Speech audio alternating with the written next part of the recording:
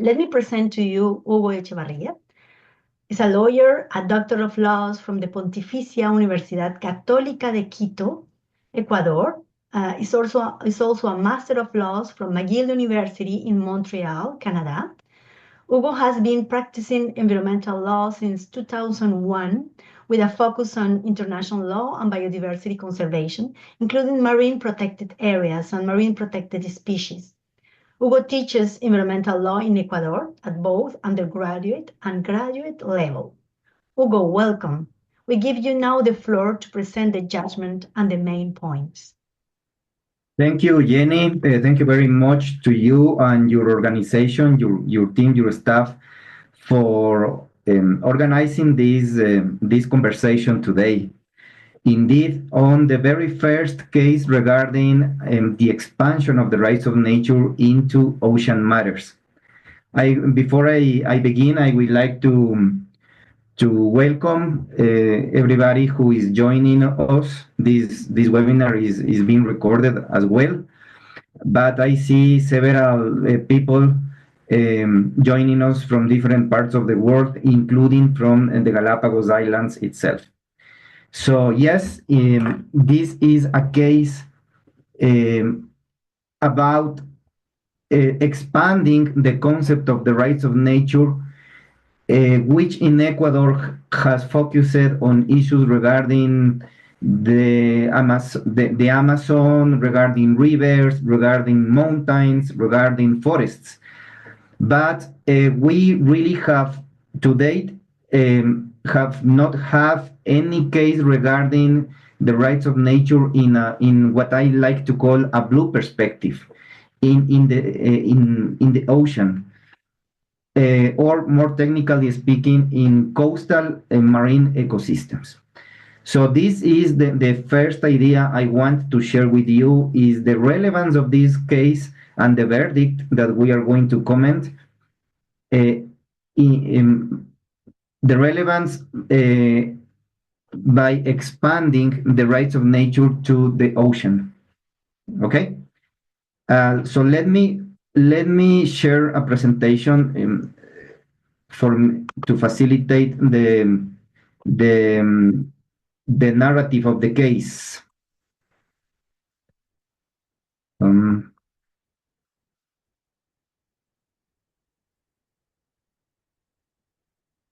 Please confirm if you can see it. Perfect. Thank you. Okay. Before I proceed, I don't speak English as a first language, so I would like to confirm if you can understand the way I speak in English. Very clear. Thank you. Okay. All right. Okay. So just to give a little context, and the case we are going to talk about today is a case that was ruled, the verdict, the judgment came out late December 2024, so 2 months ago. And this case, if you want to put it a name, is about coastal marine ecosystems as rights holders. If I invite you to take a look on paragraph 48, which is the heart of the case regarding the rights of nature. And that paragraph sends three very important juridical inputs. The first one is that the court decided to apply the rights of nature to this case because the court considered that the rights of nature are indeed effective to better or to provide a higher protection to marine ecosystems. See, this is a very important idea that I will talk about later on, but this is important to begin with this conversation. For the court, the protection of marine ecosystems could be better done by integrating the notion of the rights of nature, not only the notion of sustainable development. Okay? Second, and this is very important, the court specifically acknowledges that the coastal marine ecosystem have an intrinsic value. This is very important, Jenny, because the very concept of the rights of nature lies upon this idea of nature having intrinsic value, as opposed to the common idea of nature only as a resource, as something to be used. So this idea of intrinsic value dates back to the 1982 United Nations General Assembly resolution on the World Charter for Nature. So you can see how the Constitutional Court uses these soft law instruments of international law in order to give a legal argument in favor of application of the rights of nature. The second idea within this second concept is that the court also recognizes that the ecosystem is important, but also the elements of the ecosystem. If somebody in the audience is studying animal rights, this idea is very important, because for the court, the rights of nature do not only cover ecosystems, but the elements, the components of those ecosystems as well. Specifically individual, in this case, individual fauna, individual animals such as sharks. The court acknowledges or let us know the concern the court has, especially on sharks and marine protected fauna. Okay, so for the court, the rights of nature in the blue perspective does not only cover ecosystems, but also individuals, the elements of the ecosystem. And third, the court concludes that the rights of nature are necessary. This is the word the rule uses, the judgment uses, are necessary to ensure vital processes of nature at the sea. See, so these are the three main elements that are the nucleus, are the most important messages on ideas and jurisprudence of the Constitutional Court of Ecuador regarding coastal marine ecosystems. Okay, but this verdict, 2024 verdict, has to be addressed, has to be studied in a bigger context. As you must know, the rights of nature in Ecuador are constitutionally recognized. They are specifically written in the Constitution of 2008. The rights that the Constitution recognizes to nature are three specific rights: existence, persistence, which is for nature to be maintained, and also restoration if nature is harmed.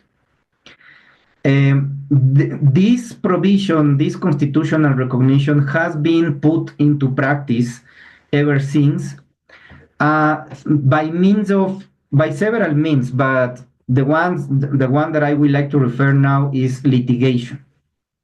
So people will go to court since 2008 to ask for rights of nature enforcement. And this has come in litigation in a variety of cases, but we can say that all of these cases are complex cases, very complex cases, because they have to make decisions regarding the relationship between human and nature. Basically, not protection of nature and economic development. This context, this case is also part of very important constitutional jurisprudence. Those who are not lawyers in the room, in jurisprudence is the what the court concludes and decides upon the case.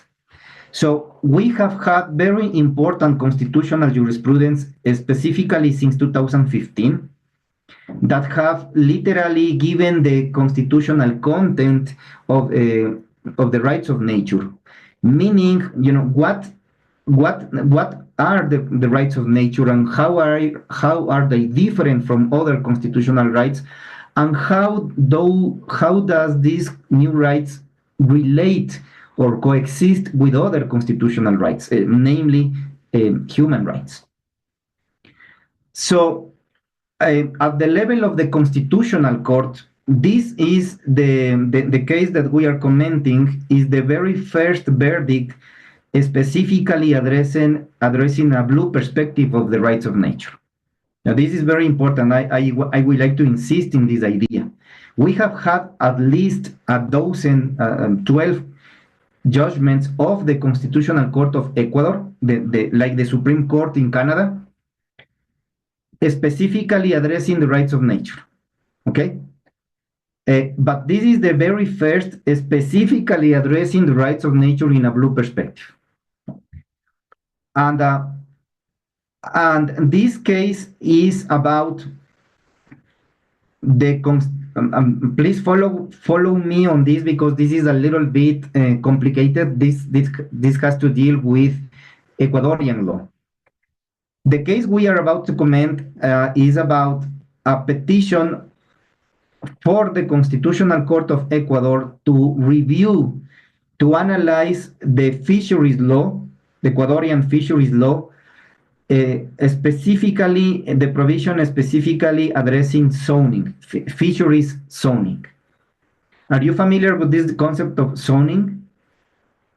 Meaning the place where you can fish? Jenny, in Canada, there is something similar?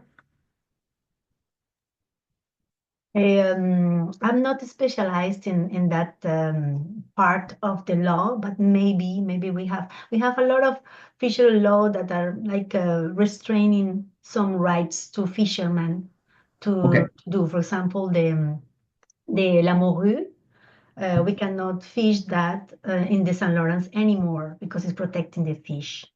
Okay, perfect. So that's a good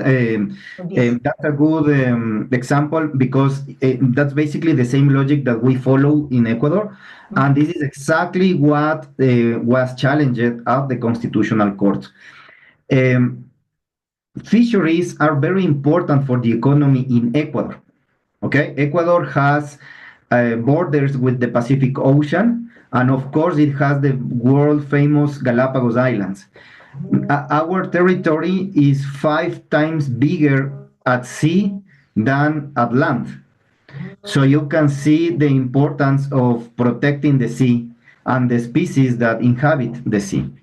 But the idea I want to also for you to know is that fisheries, as industry, is very important for the economy of Ecuador. They are a very important actor in the economy. Second idea is that in Ecuador, there are 2 types of fisheries. The industrial fisheries, that are literally the most important in the entire South Pacific Ocean region of the world, are very important. It's a huge fisheries fleet. But we also have the artisanal fisheries sector. These are the people living in the coastal areas that have small vessels, and they usually fish for a small commercial dimension. Okay? There has been, unfortunately, for a variety of reasons, there have been a conflict, historical conflict between these two sectors, the big artisanal sector and the smaller, the big industrial sector and the smaller artisanal fisheries sector.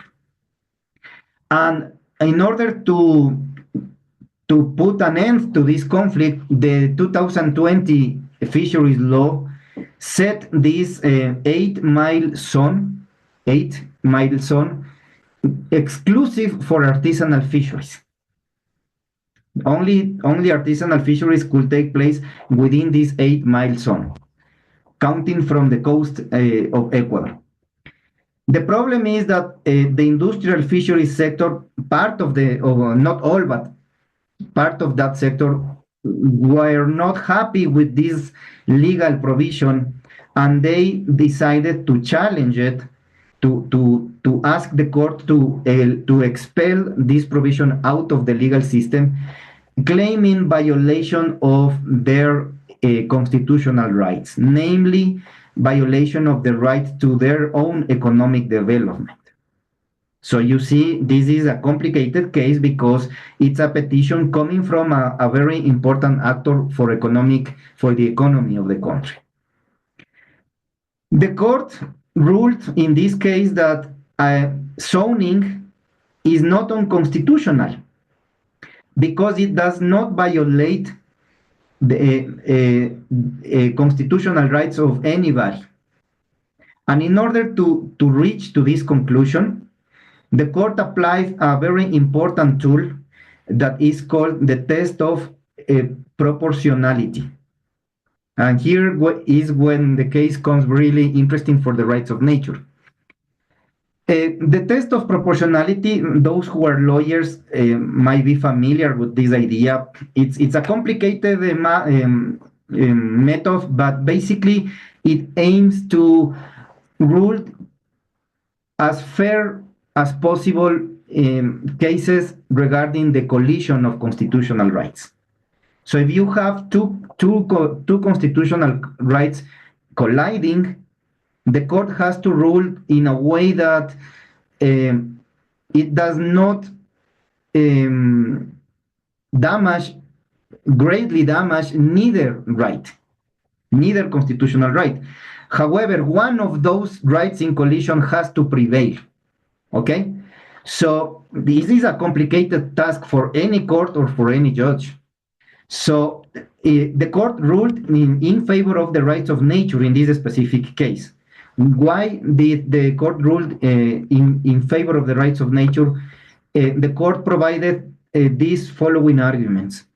First of all, the court acknowledged and stated that the right of economic development is not absolute. This is a quote from the verdict, if you can see it in paras 85 and 86.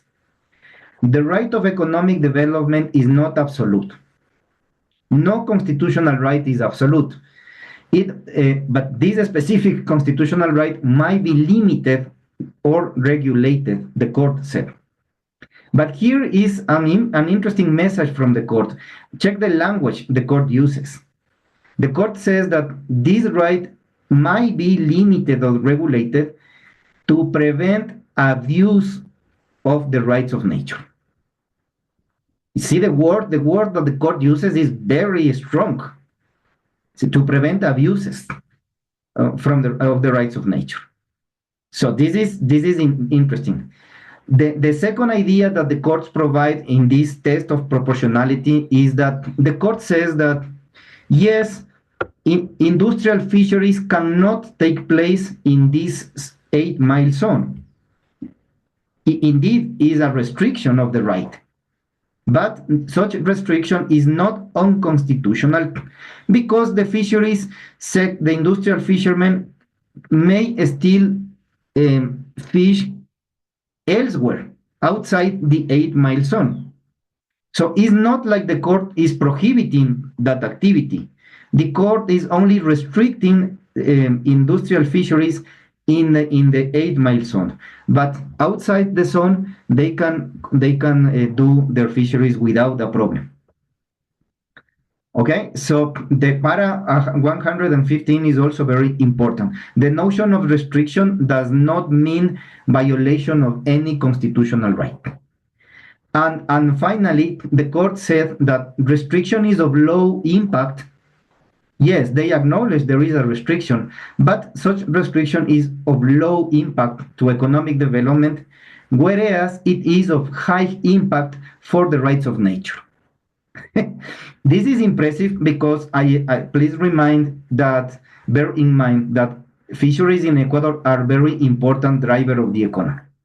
So in order for the court to restrict such driver, it takes much effort, and also it shows that for the court, the rights of nature are very important. And finally,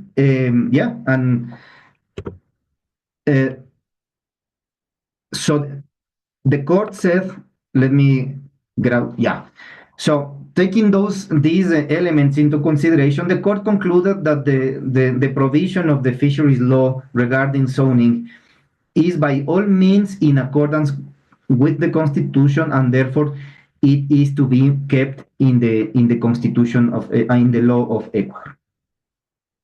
And this is how the Constitutional Court of Ecuador expanded the rights of nature to the oceans and to marine ecosystems. I would like to conclude that the court emphasized in several of the paragraphs of the decision that they are concerned about the sharks as elements of the ocean. So you see, the court is not only concerned about the ecosystem itself, but the ones who are living in such ecosystem. Now I return the word to you for question and answers period. Thank you so much, Hugo, for this beautiful explanation. Very short and sweet, very clear. So I really appreciate that, because it's a very long jurisprudence, very important. So also I found that it's interesting to observe how regulation can be challenged through the opportunistic invocation of the rights of nature, because at the beginning of the decision they said we should annulate or just to avoid this regulation because it's violating the rights of nature. So I see this is a very opportunistic from their part, but the court, in the name of the right, they say the rights of nature, they say no, we are going to keep that regulation. So I would like to know more about what do you think of that? Is Thank that you. many lawyers are trying to use to Yeah. invoke rights of nature just to finally avoid some regulation and look for their objectives? This is very good question, and I'm glad you raised it, because this gives me opportunity to provide a little more detail on the case itself. Indeed, the ones challenging the constitutionality of this provision were individuals registered as industrial fishermen. And they, among their arguments, was one specific argument arguing that the zoning will violate the rights of nature, and it was an argument that was not duly based. From the very beginning, it was an argument that seemed out of place. How would the provision protecting a zone from overfishing or for big fishing, for industrial fishing, will violate the rights of nature?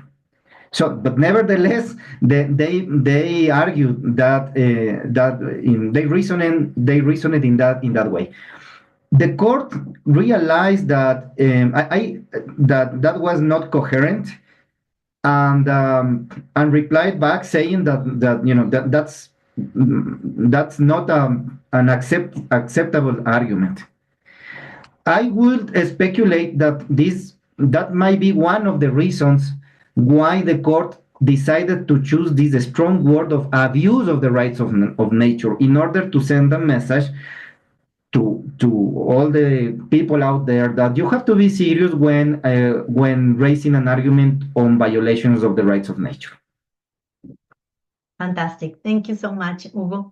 I would like to ask to invite the audience, if you want to raise your hand or write your question to the chat, I will give you the floor. So the questioning is open at this moment.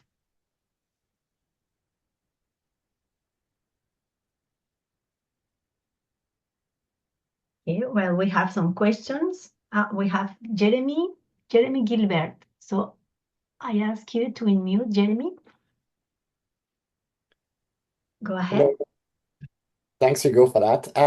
Can I ask you about the pushback? Like, was there a big reaction by the fishing industry? Do you think they're going to appeal? Is there a danger that it's going to be the next battle? I'm thinking about always there will be a pushback is a case like this. Thank you, Jeremy. That's a really good question as well. Interestingly, there was not a pushback. There was not. To answer straight and short, there was not. at the hearing, you could see the answer on why there was not a pushback might be at the hearing. I'll be glad to share the recording of the hearing. You could see a division within the industrial fisheries sector itself. You could see that there was you could see that like one of the groups within the industrial fisheries sector was opposed to this to the plaintiffs, which are also part of the industrial fisheries sector. So I guess meaning that not everybody in the industrial fisheries sector was in agreement with this petition. All right. So no, to date, there has not been any pushback or any objection to what the court has ruled in this specific case. One thing is important to taking advantage of this good question of Jeremy is that the verdict was taken by unanimously by 9 of the judges were in agreement. However, one judge who is known for deciding for questioning the rights of nature, let's put it that way. One of the judges in their concurrent decision said that it was not necessary for the court to recognize the rights of nature to the ecosystem because that was not the petition of the plaintiff. Okay, so this judge said, why is the court ruling recognizing the rights of nature to this ecosystem if that was not an argument set up by anybody? So that's the only thing that I will say is not a pushback, but it was an objection on the expansion of the rights of nature to the oceans that came from one of the judges in the court. Thank you. Thank you for this explanation and also for the questions. If you have more questions, we invite you to raise your hand or to write the question on the chat. I have another question. In fact, we were very interested in how the court reconciles the right to develop economic activities with the protection of rights of nature and how the court explained the principle of proportionality. In fact, this is very important for us because here some people think that recognizing rights of nature means to stop the economy. And that is not true.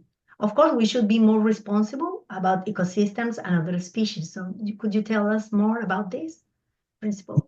And indeed, this is if you take a look of all the jurisprudence from the court on the rights of nature, that's exactly what it aims. The rights of nature are not here to stop economy, to stop development, to take us back to the Stone Age, as it is usually said. No. What the court says is that the rights of nature forces the legal system to take nature more seriously than ever. The court is not saying that the rights of nature are more important than human rights or less important. The court is trying to do a very serious effort in order to set an equilibrium of interests, because the rights of nature are in the Constitution and they deserve same status as any other constitutional right. So as you can see, Jenny, this is very difficult not only in Ecuador, but anywhere else in the planet, how to conciliate economic interest with environmental protection as well as cultural and social values. This is the basics of sustainable development. And sometimes the theory of sustainable development is very difficult to put it into practice, especially in countries like Ecuador, where you have very high biodiversity coexistent with very high natural resources. So you have abundance of fish, but also you have these pristine marine ecosystems. How to conciliate those interests? You have mining right below the most important biodiversity areas in the world. The same goes for oil, such that's the Yasuni case, for example. So how do you put into practice this idea of sustainable development? And the court has said that whenever deciding these cases, you have to take real, serious, substantive consideration of nature. And if that means that you have to restrict certain activities, then you have to do it. But by no means that implies that, as this case shows, the court is not saying that industrial fisheries are prohibited. The court is only saying that industrial fisheries are prohibited in a certain zone. Of course, and also at the same time, they allowed artisanal fishing in that area. So the Constitution is protecting a small economic sector that is also fundamental for this region. Exactly. They are not leaving out of work to a huge amount of Ecuadorians that depend upon artisanal fisheries. So you see the effort of the court of finding equilibrium among all these interests.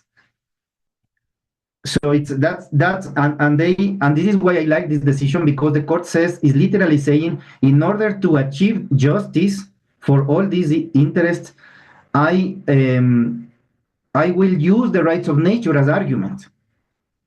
Now that's very nice. Yeah, so I am so happy to have this important occasion to exchange about those decisions that we can now imagine what can happen here also in Canada, to say we are not going to stop the economy, we're going to just to do it better, more responsible way, and also we have the chance to protect those small sectors, as now with the international context we need to protect more national and local economies. So I think it's very, very important what you have explained to us. Before we continue, I would like to add something else. This notion of equilibrium between interests is not new. It's a notion that the Constitutional Court has been building since 2015 in other cases, but you can also see it, I will say it even more clearly, in decisions in judicial decisions coming out from appeal courts and also first level courts. And for example, I will direct you to several decisions coming out from the Galapagos Islands. The Galapagos Islands has their own judicial system, and you can see many decisions, very good decisions coming out from the Galapagos, making an effort to achieve this equilibrium between human rights and the rights of nature. So if you want to take a closer look, I will strongly suggest you to take a look of cases coming specifically from the Galapagos Islands. Yeah, we hope to go there one day to visit the Galapagos Island. That is just amazing. It seems to be very, very beautiful. And here we have used a lot of the principle of proportionality, mostly on human rights cases. So as we use it for human rights, that sometimes we need to limit our human rights because we can have a different context of common good versus individual benefit. So I think it's the same case for nature. And it's useful to have that kind of principle being used in the context of the rights of nature. So thank you so much for this beautiful dialogue. And if you want to say something else, or if somebody have another question, don't be shy. Otherwise, we will going to finish our session. So Hugo, you want to say something? Inés said bravo. Okay. Yeah, I would like to conclude taking up your idea. What you could see in the Constitutional Court of Ecuador is that they are, and this is something for a doctoral thesis actually, they are adapting principles and rules of international human rights to the rights of nature. For example, this test of proportionality, as you mentioned, is part of basic constitutional right and human rights. and they are literally adapting the logic of proportionality to solve problems regarding the rights of nature. If you see other cases, Jenny, you will find that the court is making an effort to build the concept of identity of nature, using exactly the same parameters of human identity. For example, naming the name of the river, the name of the species, is their identity. So this is a very controversial approach, but it's an interesting one without a doubt. And if you take a look of decisions, animal rights decision or the rights of nature decision coming from Peru, you could see similar approaches as well.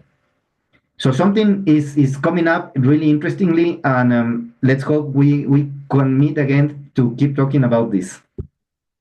Yes, thank you so much, Hugo, and also thank you for joining now the International Observatory on Nature's Rights, because we host you as a research associate. So we are very proud to have you between our experts that collaborate to continue growing the rights of nature around the world. So I am honored. I am honored. Thank you very much.